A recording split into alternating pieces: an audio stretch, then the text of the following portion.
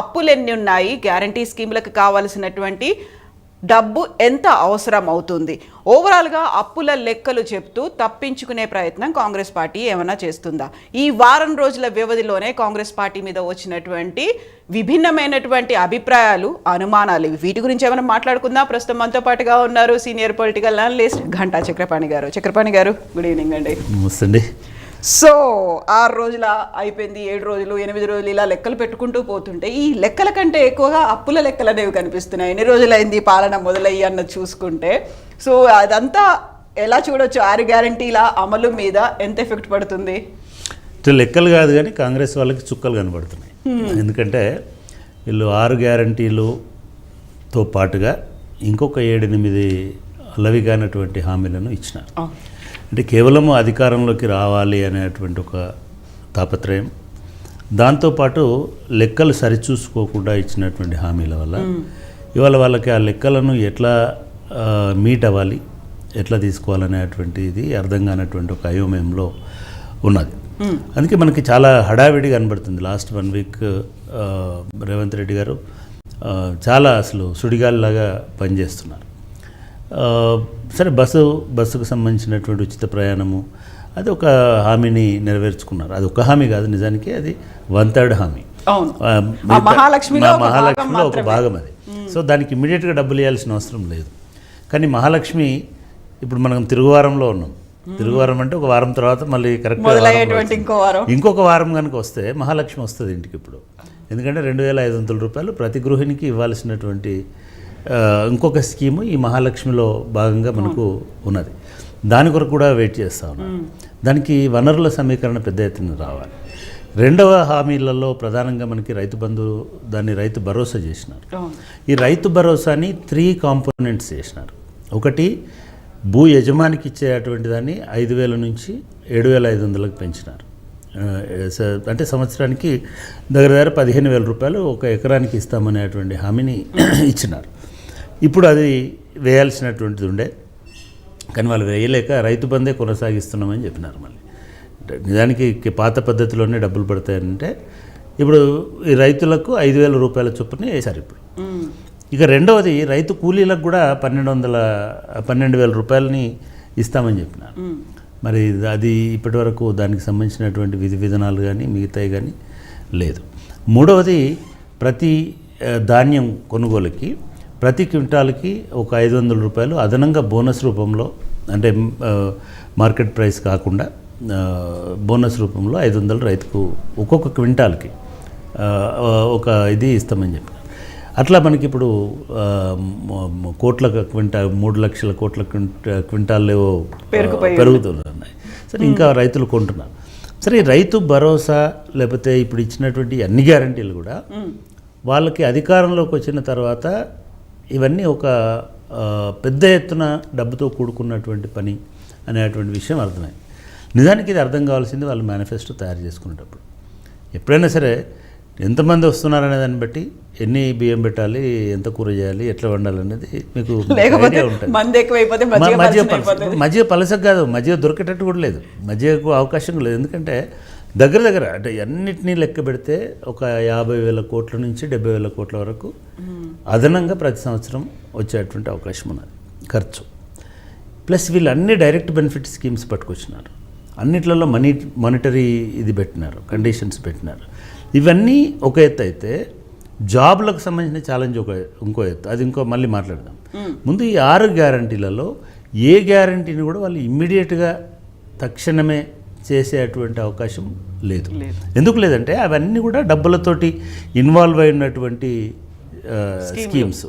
ఇప్పుడు మనం ఇందాక చెప్పినటువంటి రైతు భరోసా చాలా డబ్బులు, దాదాపుగా ఇప్పుడు ఇస్తున్నటువంటి అమౌంట్ కంటే ఇప్పుడు దానికి అలొకేట్ చేసినటువంటి అమౌంట్ కంటే కనీసం 70%, 60% ఎక్స్ట్రా అవుతుంది. ఎందుకంటే రైస్ ప్యాడీ కొనడానికి అదనంగా 5,000 రూపాయలు 5,500 రూపాయలు ఇవ్వాలి, ప్లస్ కౌలు రైతులకు కూడా ఇవ్వాలి.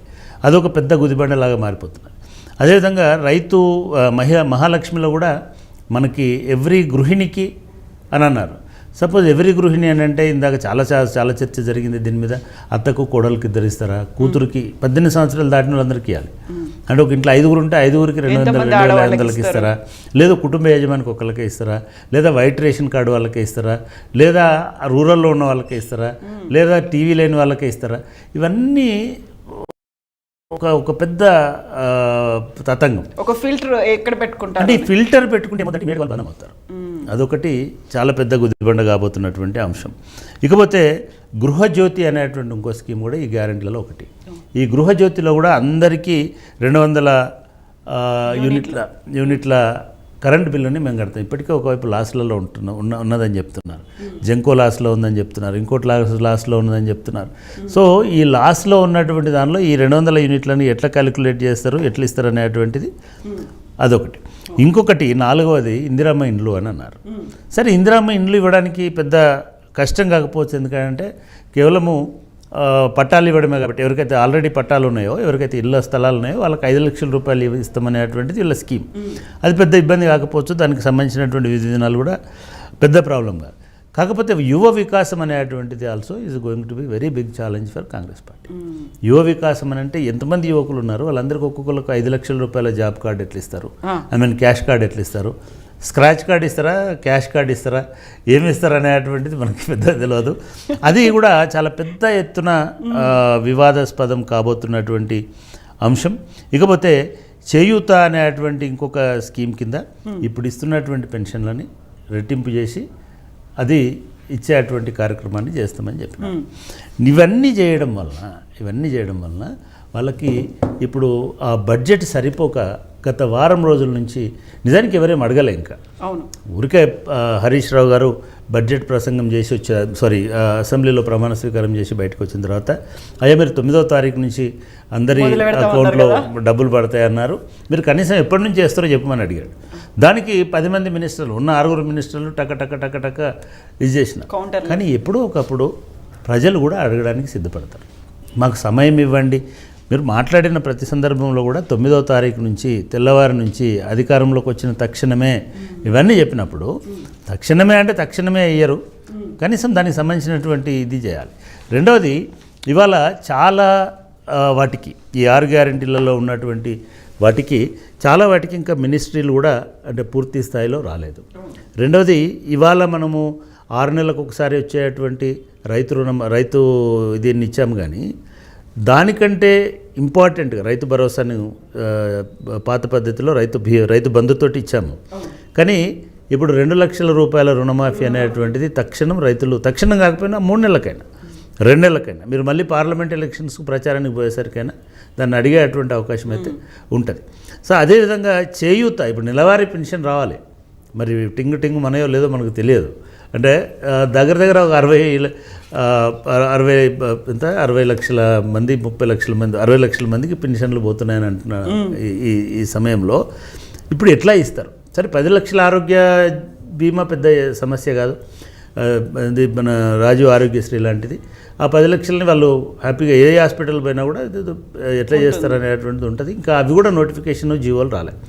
ఈ మొత్తం వ్యవహారంలో ఇవాళ ఈ 6 గ్యారంటీలను అమలు చేయలేనటువంటి పరిస్థితి ఎదురవుతున్నది. కాబట్టి ఇంకా వాళ్ళ అసెస్మెంట్ కూడా చేసుకోవాలి. వాళ్ళ ఫైనాన్స్ మినిస్ట్రీ లెక్కలు తీసుకోవాలి. వాళ్ళ గృహ నిర్మాణ శాఖ మంత్రి ఎంత ఖర్చు అవుతుంది, వాళ్ళ బడ్జెట్ ఏమవుతుంది అనేటువంటి నిర్ణయానికి రాలేదు.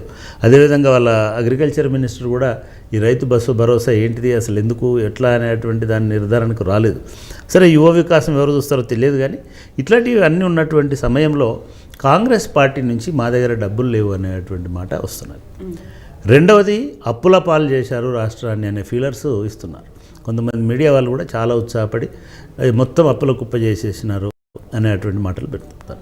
దీని మీద మనం కొంచెం డీటెయిల్డ్గా క్లారిటీ కావాలని అంటే అప్పులు ఎవరు కూడా ఏదో మనము ఇండిపెండెంట్గా వ్యక్తిగతంగా చేసినట్టుగా ఇష్టం వచ్చినటువంటి అప్పులు చేయడానికి భారతదేశంలో అవకాశం లేదు. ఎందుకంటే 2003లోనే FRBM అనేటువంటి ఒక చట్టం వచ్చింది, ఫిజికల్ రెగ్యులేషన్ అనేటువంటిది ఎట్లా మెయింటైన్ చేయాలని. ఎవరు రాష్ట్రాలు ఇష్టం వచ్చినట్టు అప్పులు చేసి పోతే కుదరదు. కాబట్టి ఈ అప్పులు ఎట్లా ఇస్తారు? RBI కొన్ని గైడ్లైన్స్ని రూపొందించింది. దాని ప్రకారము ఆ రాష్ట్రం యొక్క ఆర్థిక స్తోమత, దానికి వస్తున్నటువంటి రిటర్న్స్, అంటే ఒక ఓవరాల్గా జిఎస్డిపి అనేటువంటిది ఏదైతే ఉంటుందో మనకు ఉండేటువంటి స్థూల రాష్ట్ర ఉత్పత్తి ఏదైతే ఉంటుందో ఆ రాష్ట్ర ఉత్పత్తికి ఉన్నటువంటి ఆదాయాన్ని బట్టి అప్పులను ఇవ్వడం అనేటువంటి జరుగుతుంది. ఇట్లా అన్ని రాష్ట్రాలు అటువంటి పద్ధతిలోనే అప్పులు తీసుకుంటాయి. ఇవాళ జీరో నుంచి మొదలైనటువంటి తెలంగాణ స్టేట్ 2014లో జీరో నుంచి అంటే అటువంటి ఆదాయాలు లేనటువంటి దశ నుంచి వచ్చినటువంటి తెలంగాణ స్టేట్ ఇవాళ దేశంలో 3వ స్థానంలో ఉన్నది. ఒక 2 చిన్న రాష్ట్రాలు అంటే ఒక గుజరాత్ ఒక హర్యానా బహుశా ఈ 2 రాష్ట్రాలు తప్ప మనమే చాలా అగ్రభాగాన ఉన్నాం.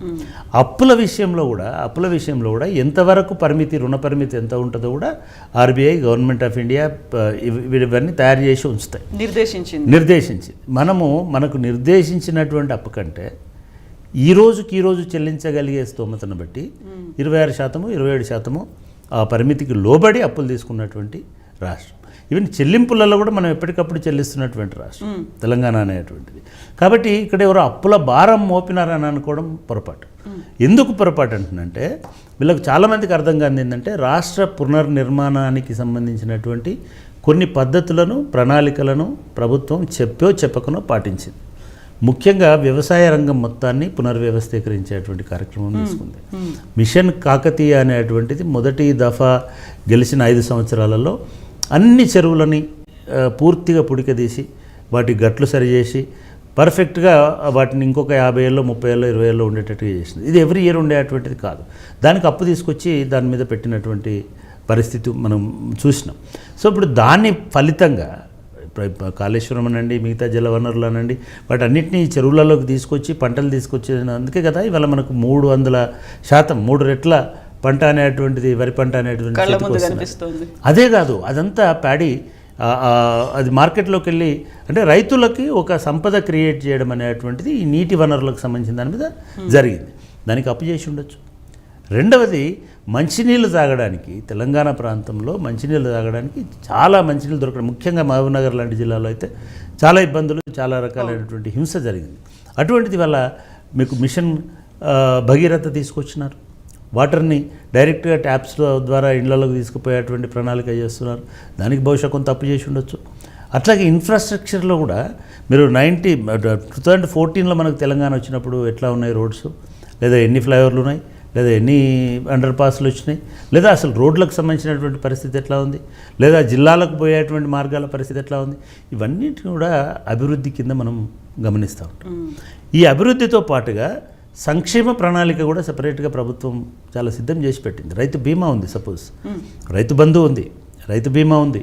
రైతు బీమా అనేది అసలు ప్రతి కుటుంబానికి ఎవరైనా ఆ రైతు ఇంటి యజమాని ఏ రకంగా చనిపోయినా కూడా 5 లక్షల రూపాయలు బీమా పరిహారంగా ఇచ్చేటువంటి ఇది ఉంది. దానికి ప్రీమియం కట్టాలి, రైతుల నుంచి ఏం తీసుకోవట్లేదు.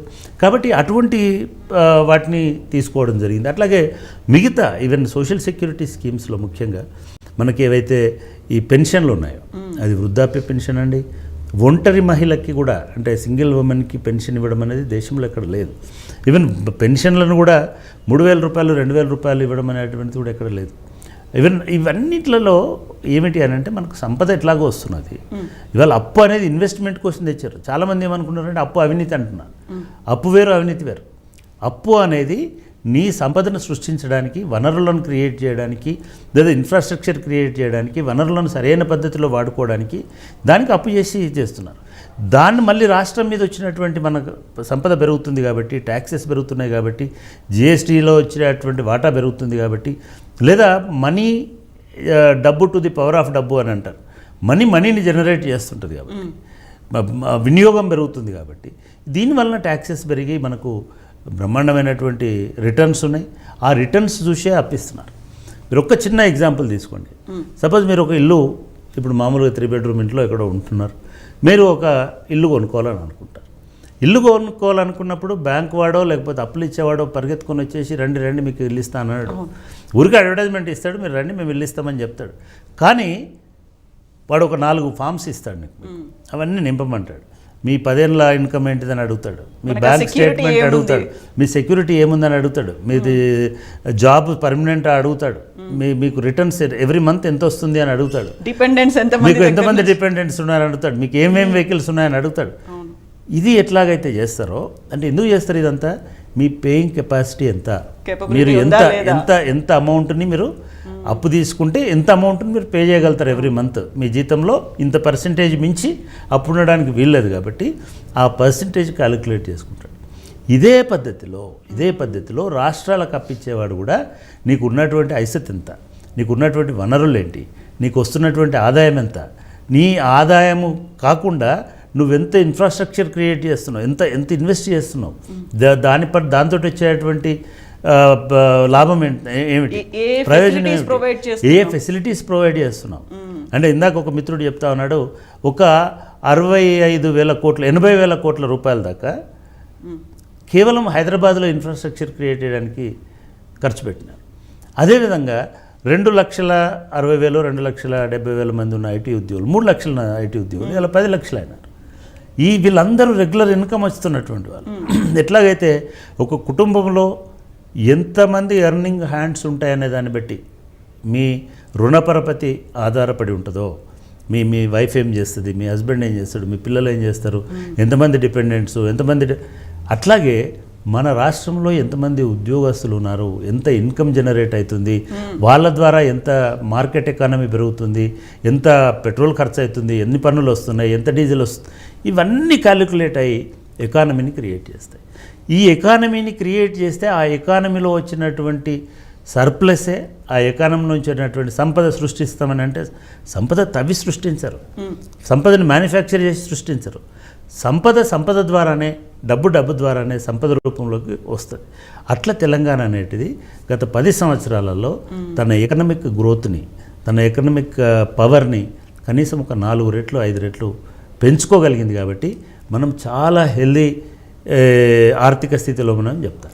మన పక్క రాష్ట్రాలు ఇంకొక 20 ఏళ్ళకు వచ్చేటువంటి సంపదను కూడా క్యాలిక్యులేట్ చేసి దాని ప్రకారము అప్పులు తీసుకుంటున్నాం. మనం ఎవ్రీ ఇయర్ ఎప్పటికప్పుడు ఈ అప్పులు తీసుకుంటున్నాం. కాబట్టి అప్పుల కుప్ప ఎవరో చేశారనడం పొరపాటు. అప్పులు అనేటువంటి ఆర్థిక ఆరోగ్యానికి అవసరమైనటువంటి ఒక ఇంధనంలాగా పనిచేసేటువంటి ఇది. దాని మీద వచ్చినటువంటి లాభాలనే మళ్ళీ దానిలో పెడుతున్నారు.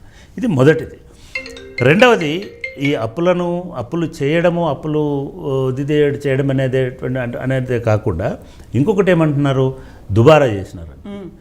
అసలు ఈ అప్పులు ఎన్ని ఉన్నాయి, ఎంత ఖర్చు చేసినారు, ఎక్కడి నుంచి అప్పులు తీసుకొచ్చినారు, అవి ఎక్కడ ఖర్చు పెట్టినారు అనడానికి ప్రభుత్వం ఇవాళ కొత్తగా వచ్చినటువంటి ప్రభుత్వం ఇవాళనే వాళ్ళకు తెలియనట్టు మాట్లాడకూడదు. ఎవ్రీ ఇయర్ బడ్జెట్ జరుగుతుంది. ఆ బడ్జెట్లో మొత్తం రాష్ట్రంలో ఉన్నటువంటి అప్పులు, రాష్ట్రంలో ఉన్నటువంటి ఆదాయము, ఆ వనరుల వినియోగం ఎట్లా ఉందో ఆ బడ్జెట్ పేపర్లలో ఉంటుంది. ఇది కాకుండా ఇదేమో బడ్జెట్ ఏమో ఎస్టిమేషన్, ఎంత ఎస్టిమేట్ చేస్తుంది. పబ్లిక్ అకౌంట్స్ కమిటీ అని అసెంబ్లీలోనే ఉంటుంది. పబ్లిక్ అకౌంట్స్ కమిటీ ప్రతి ఆడిటెడ్ రిపోర్ట్స్ని, ప్రతి ఖర్చుని వాళ్ళు బేరేజు వేసి లెక్కలేసి ఎంత ఖర్చు అయింది, ఎంత కాలేదు రిపోర్ట్ ఇస్తుంది. అది కూడా అసెంబ్లీలోనే ఉంటుంది. ఇకపోతే ఇంకొక ఇది మనకి కంట్రోలర్ ఆడిటర్ జనరల్ అనేది నేషనల్ లెవెల్ కాగ్ రిపోర్ట్స్ ఉంటాయి. అది కూడా ఎవ్రీ ఇయర్ జరుగుతుంది. వాళ్ళు కూడా ఎవ్రీ ఇయర్లో ఎంత ఆరోగ్యకరంగా ఖర్చు పెట్టినారు, ఎంత దుబారా చేసినారు, ఎంత ఉంటుంది అనేది ఉంటుంది. ఇంకపోతే ఇవన్నీ కాకుండా ఎవ్రీ ఇయర్ మనకు ఈ రివ్యూస్ అనేటువంటి ఫైనాన్స్ సంబంధించిన రివ్యూస్ అనేవి ఉంటాయి. ఈ అన్నిట్లలో ఎక్కడైనా ఈ ప్రభుత్వం అబద్ధం ఆడిందా? డెఫినెట్గా అబద్ధం ఆడితే నిలదీయాలి. ఎక్కడైనా ఈ ప్రభుత్వం అప్పులను దాచిందా? ఖచ్చితంగా నిలదీయాలి. ఎందుకంటే ప్రజల సొమ్ము అది. ఎక్కడైనా ఈ ప్రభుత్వం వ్యక్తిగతంగా అప్పులను డైవర్ట్ చేసుకున్నదా? ఎక్కడైనా ఈ ప్రభుత్వం గతంలో కొన్ని ప్రభుత్వాలు చేసినాయి. గతంలో కొన్ని ప్రభుత్వాలు వాళ్ళ బంధువులకి, వాళ్ళకి సంబంధించినటువంటి వాళ్ళకి పెద్ద పెద్ద హౌసింగ్ ప్రాజెక్ట్స్ ఇచ్చి, పెద్ద పెద్ద సెజలు ఇచ్చి, దానిలో భాగస్వామ్యం వచ్చి ఇట్లాంటివి చేసినాయి. ఈ ప్రభుత్వం బహిరంగ వేలం ద్వారా భూములు అమ్మినారు, బహిరంగంగానే తీసుకొచ్చినారు. ఒకవేళ కనుక ఇటువంటి రహస్యమైన నిగూఢమైనటువంటి పద్ధతులు ఏమైనా ఉంటే వాటి మీద డెఫినెట్గా చేయాలి. అంతే తప్ప అప్పులను ఎక్కువగా చేసి ఈ అప్పుల వల్లనే మేము ముందుకు పోలేకపోతున్నామంటే అది రేవంత్ రెడ్డి గారికి చెడ్డ పేరు వస్తుంది. ఎందుకంటే మీరు అప్పులు ఎంత ఉన్నాయి, ఆర్థిక స్తోమత ఎంత ఉంది అనేది తెలియకనే మీ మేనిఫెస్టోలో గ్యారెంటీలు పెట్టలే. మీరు మేనిఫెస్టోలో ఈ గ్యారెంటీలు పెట్టినప్పుడు ఇప్పటి ప్రభుత్వం ఎంత రైతు బంధు ఇస్తుందో మీకు తెలుసు. అందులో టైం పీరియడ్ కూడా పెట్టుకున్నారు కదా, 100 రోజులు. అది ఇంకొక ప్రమాదం. మనం ఇప్పుడు ఈ పూటకు, ఈ నెలకు పెన్షన్ ఎంత వేస్తారు అనేటువంటి ఆతృత ప్రతి వృద్ధ మహిళకు ఉంది. ఇప్పుడు 6వ తారీఖు వచ్చింది. 58 ఏళ్ళు ఉన్న ప్రతి ఒక్కరికి అది ఉంది. మీకు ఇంకా రైతు బంధు డబ్బులు పడ్డాయో లేదో తెలియదు. కానీ ఈ నెల తిరగకముందే ఎవ్రీ మంత్ నెల తిరగకముందే మీకు పెన్షన్ అయితే ఇవ్వాలి. పెన్షన్ వికలాంగులకు ఇవ్వాలి, ఒంటరి మహిళలకు ఇవ్వాలి, వృద్ధులకు ఇవ్వాలి. మన దగ్గర వృద్ధులు గవర్నమెంట్ ఎంప్లాయీస్ 63 సంవత్సరాలు, కానీ పెన్షనర్స్ 58 సంవత్సరాలు 57 సంవత్సరాలకే వాళ్ళు వృద్ధులైపోతున్నారు. సో వీళ్ళందరూ వెయిట్ చేస్తూ ఉంటారు. మరి ఈ డబ్బులు ఎన్ని వేస్తారు మీరు? అంటే ఇప్పుడు ఇట్లాంటి ప్రశ్నలు వస్తున్నాయి. ఇట్లాంటి ప్రశ్నలు వచ్చినప్పుడు మాకు టైం ఇవ్వరా? టైం పెట్టుకుందే టైము మీరు 100 రోజుల లోపల అని అనకపోతే ఎవరు మిమ్మల్ని అడగకపోయేవాళ్ళు. మీరు దశల వారీగా 5 సంవత్సరాలు కేసీఆర్ గారు ఒకటి పెట్టాడు, మేము ప్రతి సంవత్సరం ఇంత పెంచుతాము. ఫస్ట్ ఇయర్లో అయితే 3,000 ఇస్తాము, సెకండ్ ఇయర్లో 4,000 ఇస్తాము, థర్డ్ ఇయర్లో 5,000 అట్లా పెంచుకుంటూ పోయాను. మీరేమన్నారు? డిసెంబర్ 9 నాడు మేము తక్షణమే దాన్ని అమలు చేస్తామని చెప్పినారు. కాబట్టి అడుగుతున్నారు తప్ప మీకు నిజంగా కూడా టైం ఇవ్వాలి. కానీ మీరే టైం ఇచ్చుకోవాలి. మీ మేనిఫెస్టోని ఒకసారి మనకు తీసి చూస్తే దానిలో 100 రోజుల్లో మొత్తం పనులు చేసేస్తామని చెప్పినారు. ఎవరు చేయమన్నారు మిమ్మల్ని? 1 సంవత్సరంలో చేస్తామని చెప్పిన ఉంటుంది. 100 రోజులలో ఇన్ని చేయడం అనేటువంటి సాధ్యమయ్యేటువంటి. ఇక్కడ ప్రాబ్లం ఏమైందంటే వాళ్ళు ఒక పెద్ద గోల్ పెట్టుకున్నారు. ఈ పెద్ద గోల్కి ఉన్నటువంటి మోటివ్ ఏంటంటే అధికారం. ఈ అధికారం అనేటువంటి మోటివ్ తోటి ఒక పెద్ద గోల్ని పెట్టుకున్నారు. అది అనుకోకుండా ఒక రకంగా ప్రజలు దాన్ని ఆశపడ్డారు, లేకపోతే ప్రజలు నమ్మినారు. ఇవాళ మీకు ఆ గోల్ని రీచ్ చేసినారు, మీరు అధికారంలోకి వచ్చిన తర్వాత ఇప్పుడు 100 రోజులు అంటే 100 రోజులే కాదు, తెలంగాణ ఉద్యమం టైంలో అన్నట్టు 100 రోజులు అంటే 3 సంవత్సరాలు, 100 రోజులు అంటే 5 సంవత్సరాలు, మేము అధికారంలోకి నిన్ననే వచ్చినాం కదా. ఇవన్నీ పనికిరావండి. అధికారం అనేటువంటిది మీరు నిన్నొచ్చి ఉండొచ్చు, కానీ గవర్నమెంట్ అనేది సస్టైన్ అవుతుంది, కంటిన్యూ అవుతుంది. నిన్నున్న గవర్నమెంట్ ఇవాళ ఉంది, నిన్న చీఫ్ సెక్రటరీ వాళ్ళు ఉన్నాడు, నిన్నున్న ఫైనాన్స్ సెక్రటరీ వాళ్ళు ఉన్నాడు. ఇట్లాగైతే ఈ డేటు మారిన తర్వాత మరుక్షణమే ఉద్యోగుల జీతాలు ఎట్లాగైతే పోతాయో అట్లా మిగతా ఆర్థిక వ్యవస్థ అంతా దానంతట అది రన్ చేస్తుంది. మన 6 మినిస్టర్లు 10 మినిస్టర్లు వెనుక నుంచి ఇది వస్తే మనం ముందు నుంచి నెట్టుకుంటూ పోయేటువంటి విధానం ఉండదు గవర్నమెంట్లో. గవర్నమెంట్ అనేది ఒక స్ట్రక్చర్డ్, ఒక సిస్టమాటిక్ మెకానిజం. ఆ మెకానిజంలో ఆటోమేటిక్గా ఇవన్నీ జరిగిపోవాలి. ఇప్పటికైనా సరే అంటే నిజానికి వీళ్ళు అంటే విమర్శించకూడదు, కానీ వీళ్ళ దగ్గర కూడా ఆలోచించండి. పూర్తి స్థాయిలో మీ మంత్రివర్గం ఏంటిదో తెలియదు. మీరు రెవెన్యూ మినిస్టరు, కమర్షియల్ ట్యాక్సెస్ ఎవరు చూస్తున్నారు, లేకపోతే జిఎస్టీ ఎవరు చూస్తున్నారు, లేదా ఓవరాల్గా ఫైనాన్స్లో ఉండే మిగతా అన్నీ ఎట్లా ఉన్నాయి, ఇవన్నిటితో పాటు మిగతా వనరులకు సంబంధించినటువంటి గనులు ఎవరు చూస్తున్నారు, ఆ ఇన్కమ్ ఇసుక క్వారీలకు ఏం చేస్తారు, ఆ ఇన్కమ్ ఏం చేస్తారు, మీరు ఏదైతే క్రిటిసిజం పెట్టినారు, income day to day generate అయ్యేటువంటి ఇవన్నీ ఒక ఆర్డర్లోకి తెచ్చుకోవాల్సిన అవసరం ఉండే. ఇప్పటికే ఊరికనే పోయి ఈ బిల్డింగ్ కూలగొడదాం, ఆ బిల్డింగ్ కడదాం, రైల్వే లైన్ మూసేద్దాం, ఇంకో రైలు తెద్దాం, లేదా ఇంకోటి, ఇవి తర్వాత సంగతి. ఇవి మంత్రివర్గంలో డిసిషన్ తీసుకొని చేసుకోవాల్సినవి. ముందైతే అసలు ఎన్ని అప్పులు ఉన్నాయి, ఆర్థిక పరిస్థితి ఏంది, రేపు ఎట్లాగో మనకి గవర్నర్ గారి ప్రసంగం ఉంటుంది, ఆ గవర్నర్ ప్రసంగంలో కూడా ఇవన్నీ వస్తాయి. అప్పుల కుప్ప చేసినారని. ఇదే గవర్నర్ గారు లాస్ట్ టైం ప్రసంగం కూడా చేసినారు, అంతకుముందు ప్రసంగం కూడా చేసినారు. అభివృద్ధి కోసం మేము అప్పు తెచ్చైనా సరే, ఇది చాలాసార్లు శాసనసభ వేదిక మీద కూడా బోల్డ్ అంత డిస్కషన్ జరిగింది. ఇంకా ఎక్కువ కాలం మనం అప్పులను అడ్డం చూపించి పెన్షన్ లేకుండా, అప్పులను అడ్డం చూపించి మిగతాయి చేయకుండా ఉండలేము. మనం గమనిస్తున్నాము, ఒక ఆయన అసెంబ్లీ బిల్డింగ్ కూలగొడతానంటాడు, ఇంకో ఆయనేమో లేదు కూలగొట్టొద్దని అంటాడు, ఇంకో ఆయనేమో కట్టాలంటాడు. ఇది ఇంకా వాళ్ళు నిన్ననే ఇవాళ ఛార్జ్ తీసుకున్నారు అందరూ. రేపటి నుంచి డిస్కంలో ఎంత అప్పులు ఉన్నాయి, అసలు రైతులకు ఉచిత కరెంటుకి ఇప్పటివరకు రైతులకు మాత్రమే ఉచిత కరెంట్ ఇస్తే 80,000 కోట్ల అప్పులు అయినాయని చెప్తున్నారు. మరి మీరు ఇళ్లకు కూడా రేపు 200 యూనిట్లు ఫ్రీ ఇస్తారు. మరి మీరు అప్పులు చేయకుండానే పరిపాలించే అవకాశం ఏమైనా ఉన్నదా? అటువంటి మార్గాలు ఏమైనా ఉన్నాయా? ఇప్పటి వరకు ఉన్నటువంటి ప్రభుత్వాలు భూములు అమ్మడంతో సహా ప్రతిదాన్ని ఎక్స్ప్లైట్ చేసిన అని అన్నాం కదా మనం. చివరికి భూములను కూడా డబ్బులు లేక వెలమేస్తున్నారు. ఆ భూములను అమ్మడానికే వీల్లేదు, భూములు భవిష్యత్తు ఆస్తి అని మనందరం వాదించినాం. రేవంత్ రెడ్డి గారు కూడా వాదించినారు. ఇప్పుడు మీరు భూములు అమ్ముతారా మళ్ళీ, లేదా అమ్మకుండానే దీన్ని కొనసాగిస్తారా? ఇవన్నిటిని కూడా ఆలోచించుకోవాల్సిన అవసరం ఉంది. రెండవది, మీరు అంటే ఇప్పుడు ఆల్రెడీ 1 వీక్ అయిపోయింది. ఇంకా మనం మాట్లాడుతుంటే ఈ అసెంబ్లీ అయిపోయేసరికి 2వ వారం కూడా అయిపోతుంది. ఈ 15 రోజులు అయినాక కూడా జీతాలు రావట్లేదని మనం అనుకున్న వాళ్ళము. పెన్షన్లు అయితే ఇప్పుడు ఆపలేదు కదా గవర్నమెంట్, ఇప్పుడు మీరు పెన్షన్లు ఆపడానికి లేదు కదా. సో ముందుగా శ్వేతపత్రము అని చెప్తున్నారు. శ్వేతపత్రం ఆల్రెడీ బడ్జెట్ పేపరే ఉంటుంది. అసెంబ్లీలో ఉన్న రికార్డ్స్ ఉంటాయి, కాగ్ రిపోర్ట్స్ ఉంటాయి, ఇవన్నిటిని పెట్టుకొని డెఫినెట్గా శ్వేతపత్రం ఇవ్వండి. శ్వేతపత్రము హామీలకు సమాధానం కాదు, శ్వేతపత్రం 6 గ్యారెంటీలకు సమాధానం కాదు. రెండోది, మీరు 6 గ్యారెంటీలు అంటే ఎంత ఎక్కువ హామీలు ఇచ్చినారంటే రేవంత్ రెడ్డి గారు కానీ లేదా ప్రచారంలో కాంగ్రెస్ పార్టీకి సంబంధించినటువంటి వాళ్ళు దీన్ని చట్టాలు చేస్తామన్నారు. మనం లాస్ట్ వీడియోలో కూడా మాట్లాడుకున్నాం. చట్టబద్ధత తీసుకొస్తాం 6 గ్యారెంటీలకు అన్నారు. డెఫినెట్గా ఒక స్కీమ్కి చట్టం చేయరు, చట్టబద్ధత అనేటువంటిది ఒక స్కీమ్కి ఉండదు. ఒకవేళ ఉన్నా కూడా మనం ఎస్సీ ఎస్టీ అట్రాసిటీస్ చట్టం చేసి దగ్గర 50 సంవత్సరాలు అవుతుంది. ఏం జరిగింది? 70 సంవత్సరాలు అవుతుంది. ఆస్తి హక్కు, మహిళలకి ఆస్తి హక్కు అనేటువంటి చట్టము, వరకట్న నిషేధ చట్టం చేసినంత మాత్రమే ఎవరు గ్యారంటీ దాని ఇంప్లిమెంటేషన్ గ్యారంటీ ఎవరు? డబ్బులు ఆటోమేటిక్గా పడేటువంటి సిస్టమ్ ఏమైనా వస్తుందా? మనీ జనరేట్ చేస్తుందా? డెఫినెట్గా ఇప్పుడున్నటువంటి ఆర్థిక పరిస్థితుల్లో నెల నెల మనము మళ్ళీ 50,000 కోట్లు, 60,000 కోట్లు, 70,000 కోట్లు సంవత్సరానికి మొబిలైజ్ చేయడం అనేటువంటిది చాలా కష్టమైనటువంటి పని. ఇవి యాజ్ ఇట్ ఈజ్ ఎగ్జిస్టింగ్గా ఉన్నటువంటిది. ఇక కొన్ని రోజులు పోతే మనకి ఈ జాబ్ కార్డ్స్, ఇది ఎడ్యుకేషన్ కార్డ్స్ ఏవో ఇస్తామని చెప్పినారు. అది 5వ గ్యారంటీ కింద దాన్ని పెట్టినారు. యువ వికాసంలో 5 లక్షల విద్యా భరోసా కార్డు ప్రతి మండలంలో తెలంగాణ ఇంటర్నేషనల్ స్కూల్స్ అనేది ఇది ఇంకో సబ్ గ్యారంటీ. అది నేను అంటున్నాను, ఇవన్నీ 100 రోజులలో అనేటువంటిది వాళ్ళు విత్డ్రా చేసుకుంటారు, 100 రోజులలో కావు. ఇవాళ చెప్పాల్సింది ఏంటంటే, నేను కూడా అంటే సిటిజన్స్ తరఫున కూడా మనం అడగాల్సిందంటే, అప్పులు ఎన్ని వచ్చినాయి, ఎట్లా కడుతున్నారు వాటిని, మిగతా రాష్ట్రాలు ఎట్లా కడుతున్నారు? బెస్ట్ ఎగ్జాంపుల్ మనకు కాంగ్రెస్ పరిపాలిస్తున్నటువంటి రాష్ట్రాలు కర్ణాటకనే ఉంది. దానికంటే మన పరిస్థితి ఆరోగ్యంగా ఉందా లేదా? కర్ణాటక కూడా కాదు, హిమాచల్ ప్రదేశ్ అనేటువంటి ఇంకో రాష్ట్రం ఉంది. హిమాచల్ ప్రదేశ్లో అప్పులు 38%, 42% అప్పులు వాళ్ళు FRBM లిమిట్ దాటి ఓవరాల్గా వాళ్ళ దాంట్లో జీడిపిలో అంత అప్పు చేస్తున్నారు. మనం 27 చేస్తున్నాం. మనకంటే దాదాపు 15-20%, 16-17% వాళ్ళు ఎక్కువ అప్పులు తీసుకుంటున్నారు. అంత మాత్రాన అక్కడ గవర్నమెంట్ చెడ్డ గవర్నమెంట్ అని, లేదా అప్పు ఏమాత్రం చేయని గవర్నమెంట్ తక్కువదని. ఇప్పుడు జగన్ గారు 33% చేస్తున్నారు, మనం 26%లోనే ఉన్నాము, 27%లో. మరి 33% చేసినాడు కాబట్టి ఆయన తప్పు అని ఇవన్నీ కాదు. ఎస్, ఈ అప్పులలో అక్రమాలు ఏమైనా జరిగినాయా? ఇవన్నీ ఎట్లా జరగవండి. అది ఏ పర్పస్లో వస్తుందో, ఎక్కడ స్పెండ్ చేస్తారో.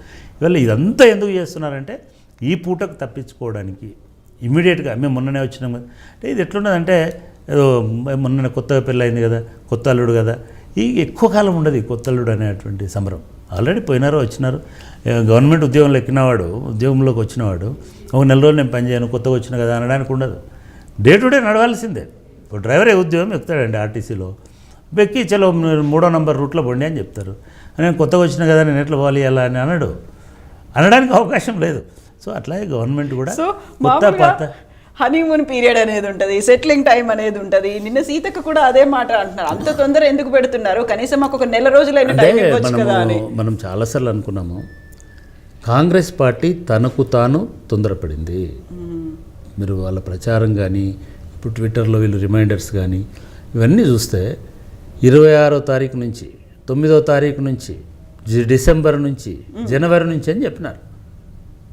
అవన్నీ ఎవరు చెప్పమన్నారు? లేదా టోటల్గా మొత్తం మేనిఫెస్టోని మేము 100 రోజులలో 6 గ్యారంటీలు అమలు చేసి చూపిస్తామని అన్నారు. 100 రోజులు అంటే 3 నెలలు. 3 నెలల్లో రైతు బంధు అనే గ్యారంటీ మీరు ఆల్రెడీ ఇచ్చినారు. రైతు బంధును రైతు భరోసా చేయలేదు. ఈ గ్యారంటీ 100 రోజుల్లో కూడా అమలు కాదు. ఎందుకంటే మల్ల పంటకి అంటే 6 నెలలకి, 6 నెలలు అంటే 180 రోజులు. 180 రోజులు అంటే 100 రోజులు దాటిపోతాయి కదా, 200 రోజులు అయితే. అంటే మీరు ఒక గ్యారంటీ మిస్ అయినట్టే కదా. ఇక్కడే అంటే ఇది ఆర్థిక పరిస్థితి చూసుకోకుండా, ఆర్థిక పరిస్థితి అది అప్పులా, ఆదాయమా, లేదా లోన్లా, లేకపోతే బాండ్లా, ఇది ఏదైనా ఉండొచ్చు. ఒక రాష్ట్రాన్ని నడిపించడానికి కావాల్సిన ఇంధనం మీ దగ్గర ఉందా లేదా, అది చూసుకోకుండా మీరు జర్నీ స్టార్ట్ చేసిన. మీరు అది చెప్పినారు కూడా, మేము ఆల్రెడీ 100 కిలోమీటర్లు నడిచిన తర్వాతనే ఆగుతామని చెప్పినారు. ఇప్పుడు 1 కిలోమీటర్ కూడా నడవాల.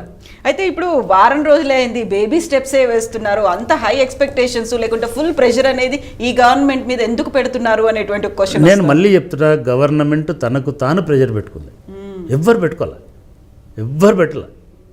వాళ్ళే ఫలానా డేట్ నుంచి ఫలానాది ఇస్తాం, ఫలానా డేట్ నుంచి ఇంకో తమాషా ఉంటుంది.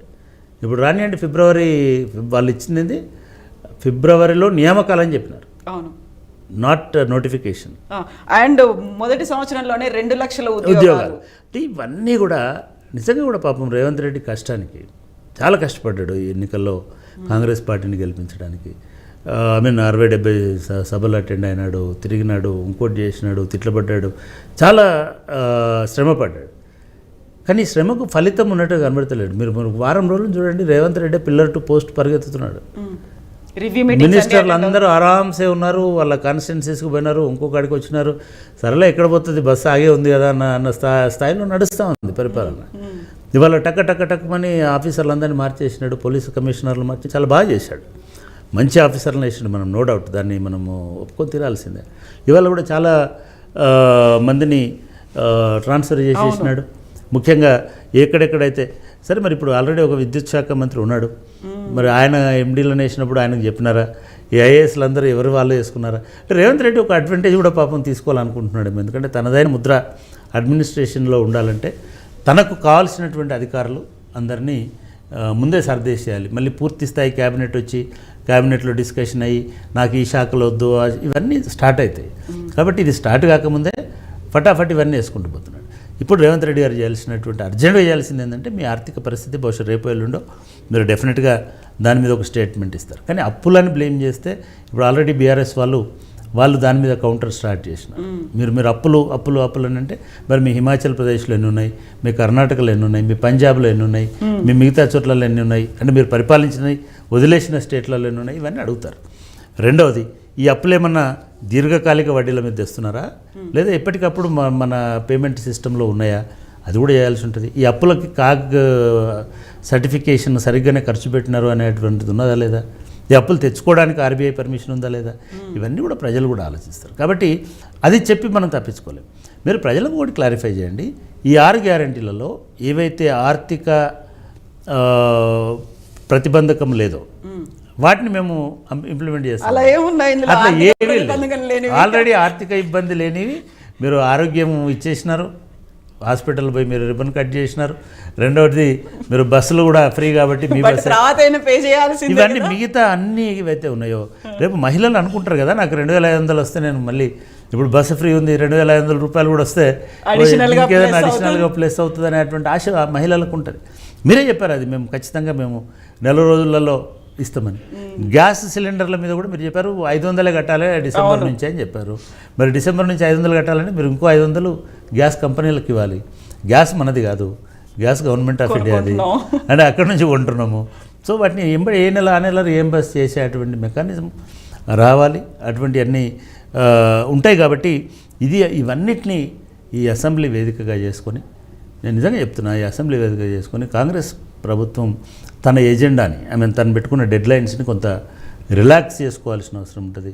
లేకపోతే చాలా ఇబ్బందుల పాలై, విమర్శల పాలై, ఇట్లాంటి విమర్శల పాలై విమర్శిస్తే నన్నే అంటావా, నేను ఇప్పుడే వచ్చినా కదా అంటే, ఇప్పుడు నువ్వు వచ్చినావా లేదు, ఎప్పుడు వచ్చినావు అనేది కాదు, బుల్లెట్ దిగిందా లేదా, అయిపోయింది, బుల్లెట్ దిగింది, కుర్చీలో కూర్చున్న తర్వాత you have to answer. Bullet ఆ పని చేయాలి, ఖచ్చితంగా చేయాలి.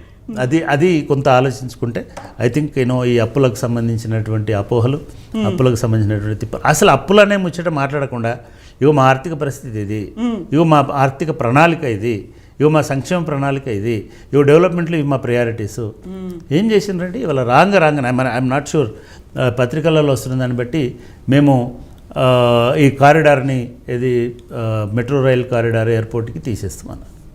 ఫైన్, మీకు రైట్ ఉంది, కానీ ఆల్రెడీ మీరు దాని మీద అమౌంట్ స్పెండ్ చేస్తున్నారు. ముఖ్యంగా ఫార్మాసిటీ దీనిలో ఏమన్నా పేపర్లో చూసిన దాని ప్రకారం అయితే ఆల్రెడీ మీరు భూసేకరణ చేసినారు, కొంత అమౌంట్ పే చేసినారు, రైతుల భూములు తీసుకున్నారు. ఇవన్నీ భూసేకరణ చట్టంలో ఏముంటుందంటే, ఏ పర్పస్లో అయితే మీరు భూమి సేకరించినారో ఆ పర్పస్కే వాడాలి, లేకపోతే రైతుకు వాపసు తీసుకునేటువంటి రైట్ ఉంటుంది. సో ఈ క్లాజ్ ప్రకారము ఇప్పుడు మీరు ఆ భూమిని నేను హౌసింగ్కి వాడతాను, సెటిలైజ్డ్ టౌన్ కడతాను, సెటిలైట్ స్పేస్ స్టేషన్ కడతానంటే కుదరదు. కోర్టుకి వెళ్తారు కదా మళ్ళీ. రైతులకు డెఫినెట్గా వెళ్తారు. ఎందుకంటే మాకు చెప్పిన ప్రయోజనం ఒకటి. మీకు అక్కడ జరిగింది కూడా అదే కదా, ఇది అమరావతిలో జరిగింది ఏంటిది? అమరావతిలో కనీసం ల్యాండ్ పూలింగ్ అది. ఇక్కడ నువ్వు తీసుకున్న పర్పస్ ఉపాధి అవకాశాలు వస్తాయి. బీఆర్ఎస్ గవర్నమెంట్ ఏం చెప్పిందండి, ఇక్కడ ఇన్వెస్ట్మెంట్స్ వస్తాయి, ఉపాధి అవకాశాలు వస్తాయి, మీ అందరికి ఉద్యోగాలు వస్తాయి, కాబట్టి మేము ఈ కంపెన్సేషన్ ఇస్తాం. ఇదంతా జరిగింది. దాని మీద ధర్నాలు, రాస్తారోకోలు, నిరాదీక్షలు ఇవన్నీ జరిగినాయి. కొంత అమౌంట్ ఆఫ్ ల్యాండ్ని వాళ్ళు సేకరించి పెట్టినారు. ఇప్పుడు ఆ ల్యాండ్ని ఎక్కడో చదివాను నేను, ఆ ల్యాండ్ని మేము సెటిలైట్ సిటీ కడతాము, ఇంకోటి కడతామని అంటే రియల్ ఎస్టేట్ వ్యాపారం చేయడానికి లేదు. రియల్ ఎస్టేట్ వ్యాపారం అనేటువంటిది భూసేకరణ ద్వారా చేయడానికి లేదు.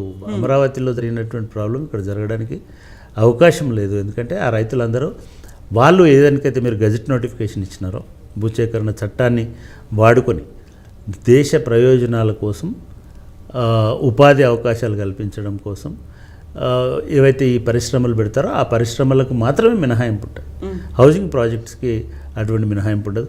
నేను ఏమంటున్నానంటే మీరు ఇన్నోవేటివ్ ప్రాజెక్ట్స్ చేయండి, కానీ ఆలోచించేయండి. ఆలోచించి చర్చించి మీరు మీ అధికారులకు సంబంధించినటువంటి సలహాలు తీసుకొని డెఫినెట్గా రద్దు చేయొచ్చు. రద్దు చేస్తే దాన్ని రైతులకు వాపసు చేయండి, సంతోషం. రైతులకు ఎవరిది వాళ్ళకి వాపసు ఇచ్చేసేయండి, అటువంటి పని చేయండి. అట్లాగే మెట్రో కూడా ఓల్డ్ సిటీ వేయండి. లేదు మీరు అన్నట్టుగా చాలా మంచి ఐడియా, మూసి నుంచి నార్సింగి నుంచి నాగోల్ దాకా వేయండి. ఐ మీన్ అది heart of the river front అనేది కూడా ఉంది, మూసి రివర్ ఫ్రంట్ మీద పెట్టండి. ఎందుకంటే అది క్వాలిటీ ఆఫ్ లైఫ్ని పెంచేటువంటి ప్రణాళిక, ప్లస్ సిటీ లైఫ్ని పెంచేటువంటి ప్రణాళిక. లేదా చాలా అంటే మనము చాలామంది అన్నారు, కానీ అది మంచి ఆలోచన కూడా. మూసి రివర్ ఫ్రంట్ని ఒక ఎకనామిక్ జోన్ లాగా కూడా కన్వర్ట్ చేయడానికి అవకాశం ఉంది. నవ్వుకోవాల్సిన అవసరం లేదు.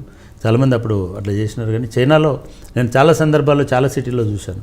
ఐ మీన్ రెస్టారెంట్లు కానీ, లేకపోతే వ్యాపార సంస్థలు కానీ, లేకపోతే షాపింగ్ మాల్స్ కానీ, షాపింగ్ సెంటర్స్ కానీ, ఈవెన్ హోటల్స్, రెస్టారెంట్స్ కానీ, ఇవన్నీ కూడా రివర్ ఫ్రంట్లో ఉంటాయి. సో ఇది మంచి ఐడియా, అట్లాంటిది కార్యరూపంలోకి తీసుకురండి. కానీ మెట్రో కూడా ఒక డెవలప్మెంట్ కారిడార్ అండి. మెట్రో అనేటువంటిది ఒట్టి ఏదో మనము ఖర్చు కాదు, అది ఎలాంటి దానికి రియల్ ఎస్టేట్ ఇది కూడా ఉంది. రాజశేఖర రెడ్డి గారు డిజైన్ చేసింది రియల్ ఎస్టేట్ ప్రాజెక్ట్ కింద. అదే ప్రాజెక్ట్ని బీఆర్ఎస్ కంటిన్యూ చేసింది. ఇప్పుడు అదే ప్రాజెక్ట్ని మీరు కూడా కంటిన్యూ చేస్తే మీ వాటా కంటే ఎక్కువగా మీకు ఆ డెవలప్మెంట్ ద్వారా వచ్చే ఇన్కమ్, ఆ కారిడార్ మొత్తము ఎయిర్పోర్ట్ పోయేంత వరకు వచ్చేటువంటి దాంతో మీకు ఎకనామిక్ ఇది జనరేట్ అవుతుంది, ఇన్కమ్ జనరేట్ అవుతుంది. అటువంటివి తీసుకోవచ్చు. ఐ మీన్ డెఫినెట్గా కొన్ని విషయాలలో ఇప్పుడు మీకు ట్రాన్స్ఫర్స్ని చూసినా, లేదా కొన్ని దూకుడుగా నిర్ణయాలు తీసుకోవడము, ఇమీడియట్ నిర్ణయాలు తీసుకోవడం, ఇవన్నీ పర్ఫెక్ట్గా ఉన్నాయి. వాటిని చేస్తూ ఉండండి. కానీ వెనక్కిపోయే నిర్ణయాలు, లేకపోతే ఇది మనం కూడా మీకే నష్టము, ఎక్కువ కాలం చెప్పలేరు, నేను కొత్త అల్లుని అని చెప్పడానికి అవకాశం ఉండదు. ఎందుకంటే యూ హ్యావ్ టు వర్క్, మీరు పని చేయాల్సిందే. ఎందుకు ఎన్నుకున్నావు ఆ కొత్త అల్లుండి అనేది కూడా చూస్తూ ఉంటారు. అదే కావాలనుకున్నది మేడం. ఒకటి నేను నిజానికి ఈ టైంలో చెప్పాలి, కనీసము మీ గవర్నమెంట్ కంటిన్యూటీ ఉంది. నేను మొదటి గవర్నమెంట్ అప్పుడు నేను కొంచెం దగ్గరుండి చూసినాను సెక్రటేరియట్లో. లిటరల్గా పాడుబడ్డ ఇల్లులాగా ఉండింది. తెలంగాణ వచ్చిన తర్వాత ఆంధ్ర వాళ్ళు కమౌట్స్తో సహా కొన్ని డిపార్ట్మెంట్లలో డోర్లు, విండోలు కూడా పిక్కొని పోయిన తర్వాత అసెంబ్లీకి నేను, మన సెక్రటేరియట్కి నేను డే 1 పోయినాను. అంటే కుర్చీలు లేక, బెంచీలు లేక, ఫైళ్ళు ఎక్కడున్నాయో తెలియక, అంత చిందరవందరై మనం ఇల్లు ఖాళీ చేసి వెళ్ళిపోయిన తర్వాత ఎట్లుంటుందో అట్లా ఉండింది. అట్లా ఉన్నటువంటి దాన్ని అందరి సహకారంతో లేకపోతే చేసి కన్స్ట్రక్ట్ చేసుకుంటూ వచ్చినారు కదా. మీకంటే అధ్వానంగానైతే లేదు కదా. అప్పుడు బట్ వాళ్ళు అనలేదు కదా, మేము ఇప్పుడే వేయము, మేము కొత్తగా వచ్చినాము, మేము ఇంకా సూరు చదువుకోవాలి, మేము ఇంకా టార్పాలినే, ఇవన్నీ అనలేదు కదా. వాళ్ళ లెవెల్లో వాళ్ళు చేసుకుంటూ పోయారు. అట్లా అనడం అనేది బలహీనత అవుతుంది. ఎప్పుడైనా ఒక రాజ్యం నడిపించే వాళ్ళకి, ఒక ప్రభుత్వాన్ని నడిపించే వాళ్ళకి మేము ఇప్పుడే చేయలేము, ఒక వారం టైం తీసి, ఇవన్నీ కాదు. మన ఇట్లనే జోక్ వస్తే, అరే ఎవరో అడిగినారట ఈ మేధావులలో ఈ హక్కులకు సంబంధించిన కార్యకర్తల హక్కుల సంబంధించిన ఆయనని ఎవరో ఫోన్ చేసి, సార్ మరి ఎట్లా సార్ ఇప్పుడు ప్రజారాజ్యం వస్తుందని అన్నారు, మరేమో లాకప్ డెత్ అయింది, కస్టడియల్ డెత్ అయింది, ఎట్లా అంటారే ఇప్పుడే కదా చనిపోయింది ఒక్కలే కదా, ఇంకో వారం ఆగితే ఇంకో కొంతమంది అప్పుడు మనం మాట్లాడవచ్చు కదా. అంటే ఇట్లా నడవదు.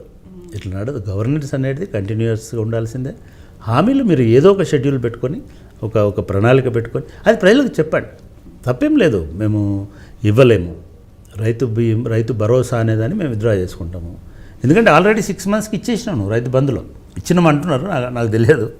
అది రైతు బంధు డబ్బులు వచ్చిన వాళ్ళు ఎవరైనా ఉంటే అది వస్తే 5,000 వస్తాయి. అంటే రైతు బంధు అనేది వస్తుంది. సో రైతు భరోసా రావాలంటే మళ్ళీ మిగతా అదనంగా దీంతో ఏమవుతుందంటే ఒక 12,000 ఉన్నటువంటి 1,000 కోట్లు ఉన్నటువంటిది 24 కోట్ల రూపాయలకి పెరిగిపోతుంది. దీనివల్ల ప్రతి దానిలో పెరిగి మీరు ఇప్పుడు ఇంకా అదనంగా అప్పులు తీసుకొచ్చేటువంటి పరిస్థితికి వస్తుంది. మనము ఈరోజు అంటే చిందరవందరై ఉన్నటువంటి ఒక స్టేట్ని బీఆర్ఎస్ ప్రభుత్వము ఒక స్టేజ్కి తెచ్చింది. మీరు అంటున్నారు అప్పులు తెచ్చింది కరెక్టే, అప్పులు తీసుకొచ్చింది. నేను ఖచ్చితంగా చెప్పగలను, లేకపోతే ఏ ఆర్థికవేత్త అని చెప్పగలడు, 2014లో ఉన్నట్టే ఇప్పుడు లేదు. వ్యక్తిగతంగా తెలంగాణ ప్రజల ప్రాస్పరిటీ కానీ, తెలంగాణ ప్రజల స్టేటస్ కానీ, లేదా ప్రభుత్వం స్టేటస్ కానీ, మీ బడ్జెటే 3 రెట్లు పెరిగింది కదా. ఉమ్మడి ఆంధ్రప్రదేశ్లో ఉన్న 1,00,000 బడ్జెట్ ఇవాళ ఒక్క తెలంగాణకే మీరు 2.5 లక్షల బడ్జెట్, కోట్ల రూపాయల బడ్జెట్ తీసుకొచ్చినారు కదా. ఇవన్నీ పెరిగినట్టే కదా. సో మీరు ఒక కండిషన్ పెట్టుకోండి, మేము అప్పు చేయము, అప్పు చేయకూడదు, అప్పు చేయకుండా ఈ రాష్ట్రం నడిపించాలి. అది సాధ్యమయ్యే పని కాదు, ఎవరికి కూడా సాధ్యమయ్యే పని కాదు. డెఫినెట్గా మనందరం కూడా అప్పులు చేసినాం, అప్పులు చేసే కిస్తీలు కట్టుకుని ఫైనల్గా సరే అయి ఉండొచ్చు మనకు 20 లక్షలది అప్పులు కట్టి మిత్తులు కడితే 30 లక్షలు అయి ఉండొచ్చు. కానీ ఫైనల్గా మీకు అసెట్ మిగిలింది, మీకు ఒక ఇల్లు మిగిలింది, మీరు కారు కొనుక్కున్నారు. కారుకు ఎవ్రీ మంత్ మీరు 5,000 3,000 కడుతున్నారు. ఒక 3 ఏళ్ళకు 5 ఏళ్ళకు నీ కారు అయితే మిగులుతుంది కదా, ప్లస్ నీ ప్రయాణానికి కూడా పనికి వస్తుంది కదా, దానివల్ల కూడా ఉపయోగం ఉంటుంది కదా. సో ఇవన్నిటిని దృష్టిలో పెట్టుకొని అప్పు అనేది ప్రమాదం అని అనుకుంటే ప్రజలు లెక్కలు రాసుకుంటారు ఇప్పటి నుంచి.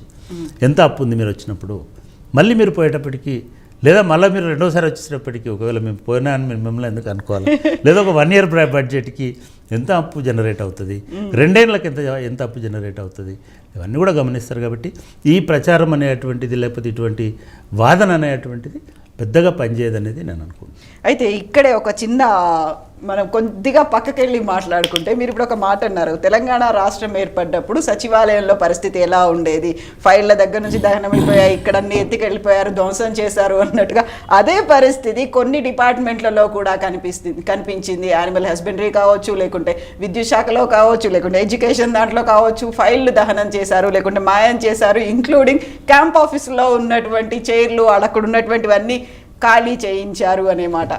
అంటే ఇది నిజంగా కూడా చాలా దుర్మార్గం. చాలాసార్లు ఆఫీసులలో జరుగుతుంది, కానీ మరీ ఫైళ్ళు మాయం చేసే స్థితి ఉండకూడదు. రెండవది, చాలా డిపార్ట్మెంట్లలో అది మనం ట్రాక్ చేయొచ్చు. చాలా డిపార్ట్మెంట్లలో ఈ గవర్నెన్స్ ఇంప్లిమెంట్ అవుతుంది. ఏ ఫైల్ ఎక్కడికి పోయింది, ఏ ఫైల్ మాయమైంది, ఏ ఫైల్ ఉంది అనేటువంటి నిజానికి శ్వేతపత్రం దాని మీద ఇవ్వాలి. అసలు ఎన్ని ఫైళ్ళు మాయమైనాయి, ఆ ఫైల్ దేనికి సంబంధించింది అంటే చాలామందికి తెలియదు. అనేది ఏంటంటే ఫైల్ గాలబెట్టినాడు కాబట్టి ఉండదు అని. నో, ఫైల్ గాలబెట్టినా కూడా ఇన్వార్డ్ అవుట్వార్డ్ రిజిస్టర్స్ ప్రతి డిపార్ట్మెంట్లో ఉంటాయి. డాక్ ఫైల్స్ ఉంటాయి. ఇన్వార్డ్ అవుట్వార్డ్లో ఏ ఫైల్ అది ఎప్పుడు వచ్చింది ఎప్పుడు పోయింది అనేది ఉంటుంది. ఫైళ్ళకి లెక్క ఉంటుందండి. ఫైళ్ళకి కాదు, ప్రభుత్వంలో ప్రతి డాక్యుమెంట్కి లెక్క ఉంటుంది. ప్రతి మినిట్స్ రూపంలో ఉంటుంది, ఖర్చుకు సంబంధించిన రూపం ఉంటుంది, అప్రూవల్ రూపంలో ఉంటుంది. ఆ ఫైల్ వచ్చి వెళ్ళిపోయేటప్పుడు వీళ్ళ దగ్గర ఉన్నటువంటి పుస్తకంలో రాసుకోవడంలో ఉంటుంది. సో కాబట్టి ఫైల్ అంటే కాగితం కాదు. ఫైల్ అంటే ఒక మళ్ళీ కూడా ఫైల్ బిల్డ్ చేయవచ్చు, మళ్ళీ కూడా మిగతా వాటిని చేసేసుకొని ఆ ఫైల్ మళ్ళీ బిల్డ్ చేయాలి. అయితే నేను నిజంగా కూడా ఇది అటువంటిది ఎవరు అటువంటి దుర్మార్గానికి పాల్పడ్డా కూడా వాళ్ళని కఠినంగా శిక్షించాలి. నిజానికి ఆఫీస్ ప్రొసీజర్స్లో దానికి సంబంధించినటువంటి సీరియస్ ఇది కూడా ఉన్నది. అది ఎవరైనా సరే, పేషీలో ఉన్న వాళ్ళైనా, మినిస్టర్లైనా, ఇంకొకరైనా నేను అదే చెప్తున్నా. పేషీలో మినిస్టర్ మారుతాడు, కానీ పేషీ ఉంటుంది కదా, సెక్రటరీ ఉంటాడు కదా, వాళ్ళ మీద యాక్షన్ తీసుకోవాలి కదా. వాళ్ళ దగ్గర నుంచి రిపోర్ట్స్ తీసుకోవాలి, ఏ సెక్రటరీ తీసుకుపోయినా అనేది చూపించాలి. డెఫినెట్గా అది సీరియస్ ఇష్యూ. దాన్ని మీరు క్రోడీకరించండి. అంటే చాలాసార్లు ఏమవుతుందంటే, సపోజ్ మీరు ఇప్పుడు మీ డ్యూటీ అయిపోయినాక మీరు వెళ్ళిపోయి 2 పేపర్లు వైట్ పేపర్లు తీసుకుంటారు, పాత పేపర్లు అక్కడ వదిలేసిపోతారు. ఫైల్ ఆడ వదిలేసిపోయినారు అని మీ నెక్స్ట్ వచ్చే యాంకర్ అసలు ఈ ఫైల్ మాయం చేసిందని చెప్పొచ్చు.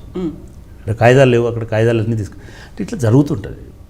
ఆఫీస్ షిఫ్ట్ అయినప్పుడు, ఇల్లు షిఫ్ట్ అయినప్పుడు ఎట్లాగైతే ఎంత చెత్త వెళ్తుందో ఆఫీస్ షిఫ్ట్ అయినప్పుడు కూడా అంతే చెత్త వెళ్తుంది. ఆ చెత్తను డిస్పోజ్ చేసినారా, ఒరిజినల్ ఫైల్స్ని డిస్పోజ్ చేసినారా, ఇవన్నీ ఒక మినిస్టరు సపోజ్ ఏదో శ్రీనివాస్ గౌడ్ లేకపోతే ఇంకెవరు యాదవ్ దీనిలో అని అన్నారు, ఆయనే పోయి ఫైళ్ళని తీసుకుపోయి అగ్గిపెట్టి కాలబెట్టాడు. ఏదో ఏదో అక్కడ ఉన్నటువంటి స్టాఫ్లో ఏదో జరుగుతుంది. సో కాబట్టి ఇంటాక్ట్గా ఉంటాయి.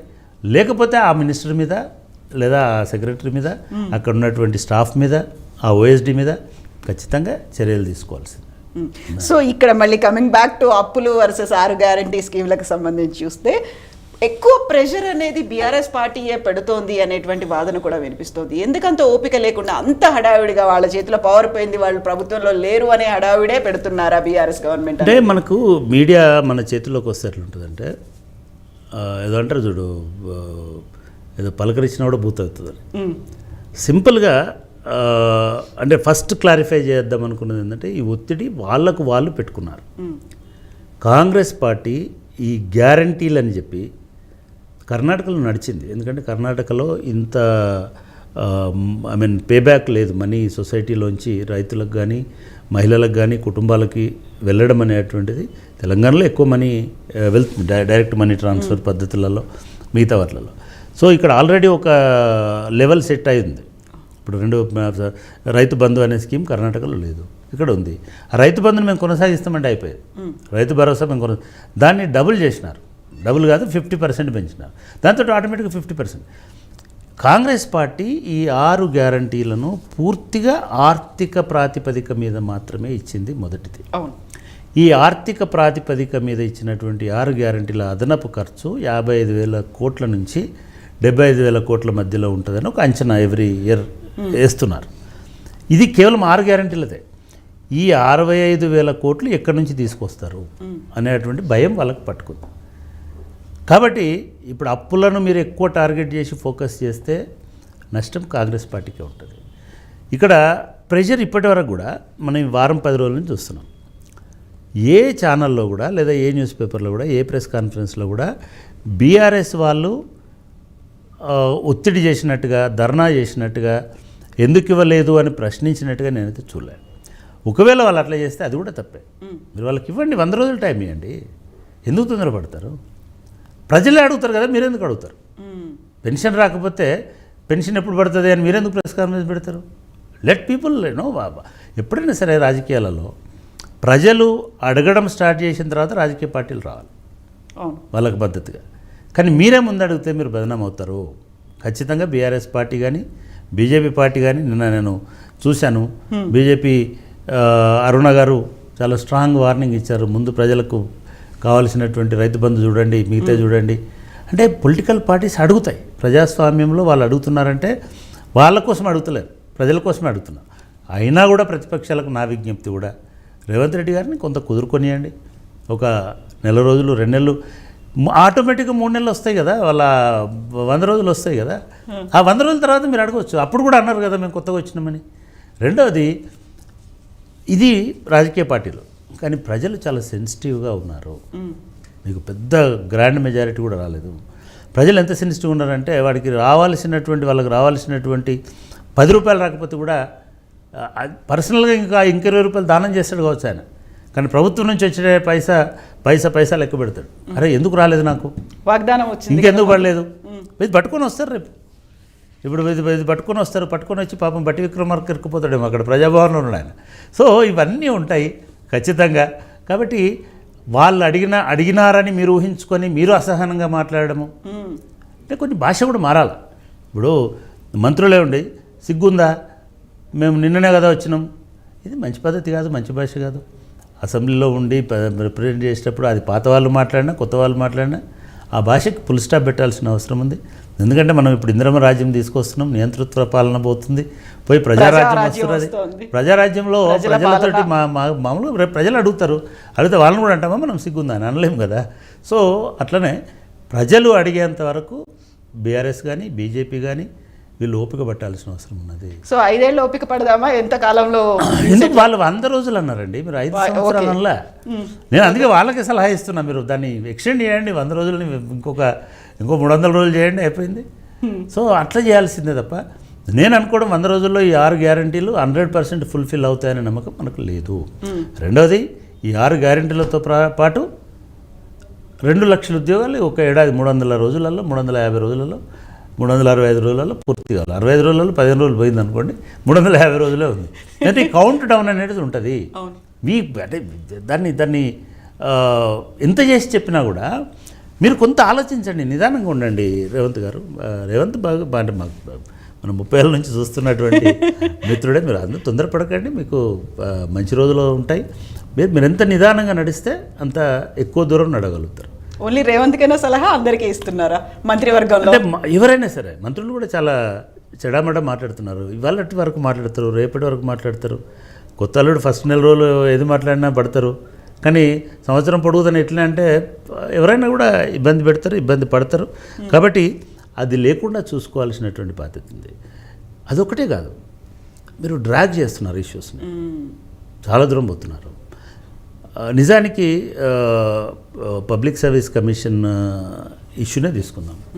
అది చాలా కీలకం కాబోతుంది. ఎందుకంటే ఈ 6 గ్యారంటీలలో వీటికంటే ఎక్కువ ప్రధానంగా వాళ్ళు ప్రచారం చేసింది పబ్లిక్ సర్వీస్ కమిషన్లో జరుగుతున్నటువంటి లోటుపాట్లు. 100% పబ్లిక్ సర్వీస్ కమిషన్ ప్రక్షాళన చేయాల్సిందే. ప్రక్షాళన అంటే అక్కడ కొత్త వారిని నియమించుకొని పాత వాళ్ళతో జనరల్గా ఏం చేస్తాయంటే ఇట్లాంటి కాన్స్టిట్యూషనల్ బాడీస్ హెడ్లెస్గా ఉండకూడదు. అంటే వాళ్ళను అందరినీ రాజీనామా చేయించి ఒక వారం రోజుల తర్వాత కొత్త వాళ్ళందరినీ తీసుకొస్తే ఈ వారం రోజుల గ్యాప్ అనేది కమిషన్లో ఉంటుంది. వాళ్ళు ఏం చేయలేరు. సో నిజానికి కూడా నాకు ఎవరో అడిగితే కూడా చెప్పింది ఏంటంటే, నేను ఇప్పుడు దానిలో ఒక 5 వేకెన్సీస్ ఉన్నాయి మెంబర్స్వి. ముందు 5 మంది మెంబర్స్ని వేసుకోండి. ఈ 5 మంది మెంబర్స్ని నిష్ణాతుల్ని, గొప్ప వాళ్ళని, నిజాయితీ పరులని, పర్ఫెక్ట్గా పనిచేసే వాళ్ళని ఈ 5గురిని వేసుకోండి. వేసుకున్న తర్వాత వీళ్ళు ఎట్లా రిజైన్ చేస్తున్నారు కదా, వాళ్ళు రిజైన్ చేయండి. చేసినప్పుడు పబ్లిక్ సర్వీస్ కమిషన్ రెగ్యులేషన్స్లో ఏముంటుందంటే, in the absence of chairman, అంటే చైర్మన్ లేనప్పుడు any senior member will act as chairman అని, యాక్టింగ్ చైర్మన్గా ఏ సీనియర్ మెంబర్నైనా అపాయింట్ చేసుకోవచ్చు. అటువంటి అవకాశం ఉంటుంది. అప్పుడు కమిషన్ లైవ్లో ఉంటుంది, కమిషన్ డెడ్ అవ్వకూడదు. సో అట్లా చేసి వీళ్ళందరినీ రాజీనామా చేయమన్నా బాగుండేది. అలా సడన్ అందరినీ రాజీనామా చేయమన్నాడు, ఇదన్నాడు అని అంటే ఇప్పుడు కమిషన్ లేకుండా ఎట్లా చేస్తారు? రెండవది, ఈ కమిషన్ని ఎట్లా నియమించాలో చదవడానికి ఇంకో కమిషన్ వేసినారు, ఇంకో కమిటీ వేసినారు. అరే యార్, ఇండియన్ కాన్స్టిట్యూషన్లో అదొకటే ఉంది, క్లియర్గా మెన్షన్ చేసిన ముఖ్యమంత్రి విధుల కంటే ఎక్కువ ఆర్టికల్స్ పబ్లిక్ సర్వీస్ కమిషన్ విధుల మీద ఉంటుంది. సో ఆ కాన్స్టిట్యూషన్ ప్రకారము మీరు ఎట్లయినా నియమించుకోండి. దానిలో 60 సంవత్సరాలు 62 సంవత్సరాల లోపు, ఎందుకంటే 62 సంవత్సరాలకు రిటైర్మెంట్ కాబట్టి ఉన్నోళ్ళు ఉండాలి. వచ్చే మెంబర్లలో టోటల్ స్ట్రెంత్ ఆఫ్ కమిషన్లో 50%, నాట్ లెస్ దాన్ 50%, 50% తగ్గకుండా స్టేట్ ఆర్ సెంట్రల్ సర్వీసెస్ నుంచి వచ్చిన వాళ్ళు ఉండాలి. ఐఏఎస్ఆ, ఐపీఎస్ఆ, లేదు మిగతా ఆఫీసర్సా, ఇట్లాంటివి అయి ఉండాలి. మిగతా 50% ఆర్ మిగతా వాళ్ళందరూ సోషల్ సర్వీసెస్ నుంచి, అకాడమిక్ ఇది నుంచి, లేదా మన అడ్వకేట్స్, లా ప్రొఫెషన్ నుంచి, డాక్టర్స్ నుంచి ఇట్లాంటి వాళ్ళని వేసుకోవచ్చు. ఇది జనరల్గా ప్రొసీజర్. ఈవెన్ యూపీఎస్సీ కూడా సర్వీసెస్ నుంచి, అంటే ఐఏఎస్, ఐపీఎస్, ఆర్మ్డ్ ఫోర్సెస్ నుంచి కూడా వాళ్ళు ఒకరిద్దరిని వేస్తారు, ప్రొఫెసర్స్ నుంచి కూడా ఒకరిద్దరిని వేస్తారు. ఇది సర్వీసెస్ నుంచి వేస్తారు. మిగతా వాళ్ళని మిగతా సెక్టార్స్ నుంచి వేస్తారు. మిగతా ఒక ఇంజనీర్ని వేయచ్చు, లేదా ఒక డాక్టర్ని వేయచ్చు. వాళ్ళకి ఎక్కడెక్కడైతే ఏ ఫీల్డ్స్లో అయితే వాళ్ళు రిక్రూట్మెంట్ చేస్తారో వాళ్ళందరినీ వేసుకుంటారు. దీనికి మీరు ఒక కమిటీ వేసి ఆ కమిటీని ఢిల్లీ దాకా ఎందుకు పంపాలా? అరే యార్, డిఓపిటీ అని చెప్తుంది. డిఓపిటీకి చాలామంది ఒక అపోహ ఉంది, పబ్లిక్ సర్వీస్ కమిషన్ కంట్రోల్ చేసేది డిఓపిటీ కాదు. పబ్లిక్ సర్వీస్ కమిషన్ని డిఓపిటీ కంట్రోల్ చేయదు. ఓన్లీ బ్యూరోక్రసీని డిఓపిటీ కంట్రోల్ చేస్తుంది, క్యాడర్ని కంట్రోల్ చేస్తుంది. సో నిజానికి మిత్రుడు రేవంత్ రెడ్డికి నేను ఇచ్చే సలహా ఏంటంటే, మీరు ఇమ్మీడియట్గా కమిషన్ డెడ్ కాకుండా చూడాల్సిన బాధ్యత ఉంది. సో కాబట్టి మీరు ఇమ్మీడియట్గా మీకు నచ్చిన మీ దగ్గర ఉన్నటువంటి జాబితాలోంచి ఒక 4గురిని అక్కడ వేయండి. వేసిన తర్వాత వీళ్ళ రాజీనామాలని ఆమోదించండి. అంటే ఆయన కాదు ఆమోదించేది, గవర్నర్ గారు ఆమోదిస్తారు. బట్ అప్పటి వరకు ఎవరు ఉంటారు ఇన్ఛార్జ్? సార్ మీరు కూడా, మీ సిఎస్ కూడా, లేదా ఈ రాష్ట్రానికి ఉన్నటువంటి చీఫ్ జస్టిస్ కూడా ఇన్ఛార్జ్ ఉండడానికి వీళ్ళని ఒకే ఒక్క ఇదేమంటే పబ్లిక్ సర్వీస్ కమిషన్. కాబట్టి దాంతో మనము ఎక్కువ డ్రాగ్ చేయకండి. పిల్లలు కూడా వెయిట్ చేస్తున్నారు. మీరు వాళ్ళ నెక్స్ట్ మంత్లోనే వాళ్ళకి నోటిఫికేషన్ వేయాల్సింది. ఆల్రెడీ ఒక 8-10 పరీక్షలు బహుశా వాళ్ళు పెట్టినట్టున్నారు. కొన్ని రిజల్ట్స్ ఇవ్వాల్సినవి ఉన్నాయి. మీకే మంచి పేరు వస్తుంది. మీరు వచ్చిన నెల రోజుల్లోనే మేము గ్రూప్ 4 రిజల్ట్ ఇచ్చినామని చెప్పండి. 18,000 పోస్టులు ఉన్నాయి అక్కడ.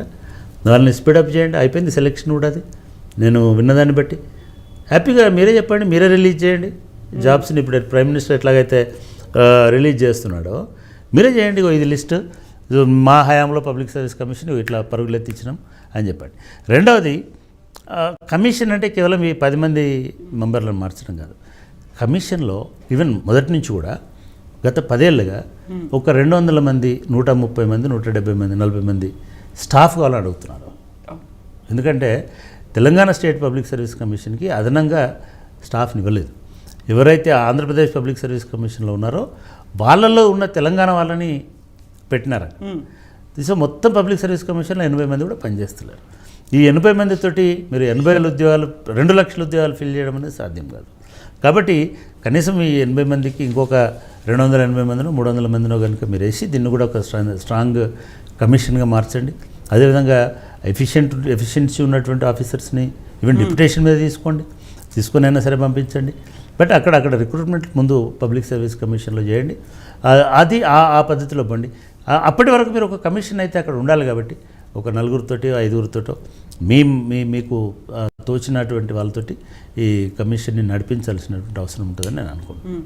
ఎందుకంటే నియామకాలకు సంబంధించే చాలా అంటే అది పెద్ద షెడ్యూల్ ఉంది. రెండోది కూడా చెప్తున్నాను, ఈసారి కనుక మళ్ళీ ఇంకా ఫెయిల్ అయితే, ఇంకా డిలే అయితే, ఫెయిల్ అవ్వడమే పక్కన పెట్టండి, డిలే అయితే కూడా ఊరుకోరు జనం.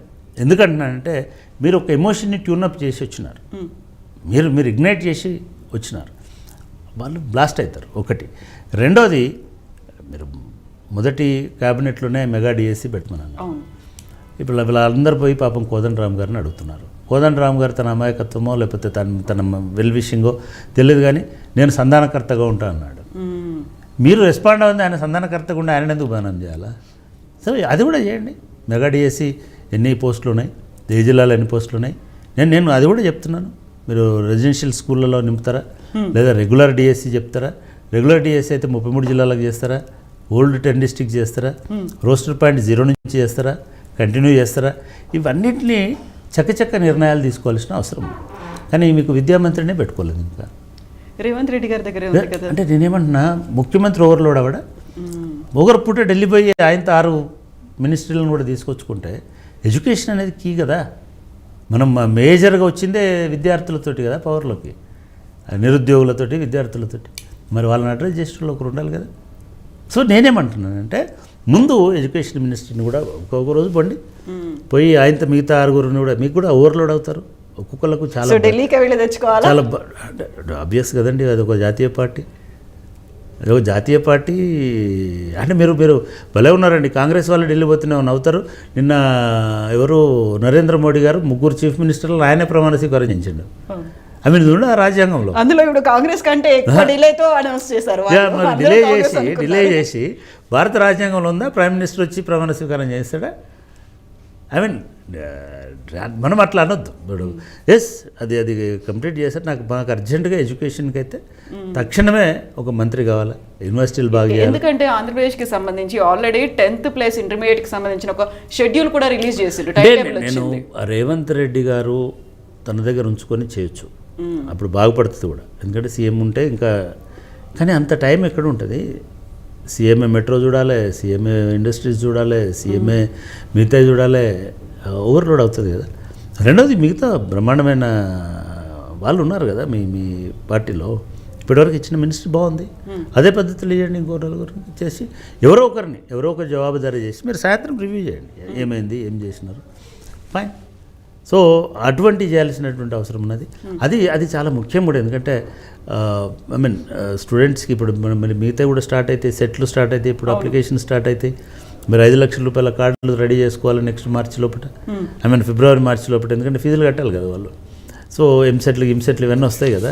సో ఇవన్నీ ఉంటాయి కాబట్టి డెఫినెట్గా మీ మంత్రివర్గాన్ని విస్తరించుకోండి, మీ అధికారులందరినీ కూడా మీరు రీషఫిల్ చేయండి.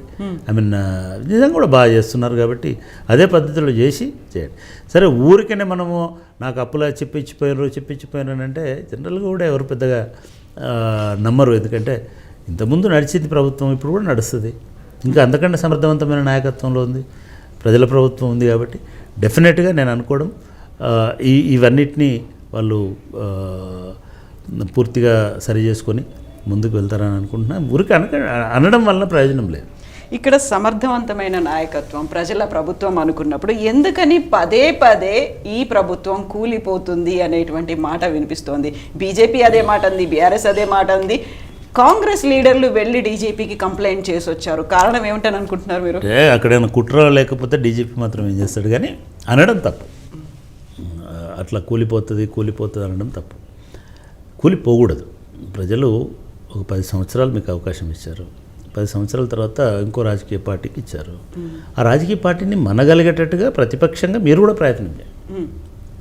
మనం లాస్ట్ టైం ఒక దానిలో బాధ్యతాయుతమైనటువంటి ప్రతిపక్షం డెఫినెట్గా బాధ్యతాయుతంతో ఉండాలి. రెండవది, రేవంత్ రెడ్డి గారు కూడా మేము ఒక్క ఎమ్మెల్యేని కూడా తీసుకోము, ఇది ఒక ప్రజాస్వామ్యయుతంగా నడిచే ఆ విలువలను మేము కాపాడుతామన్నమాట. మూడవది, జేఏసీ నాయకులు మా ప్రొఫెసర్లు కూడా ఎవరైనా ఒక ఎమ్మెల్యే పైన కూడా మేము పోయి ధర్నా చేస్తాము. వాళ్ళు అంటే మన పాత ఉద్యమమే చేస్తామని ఇంటి ముందే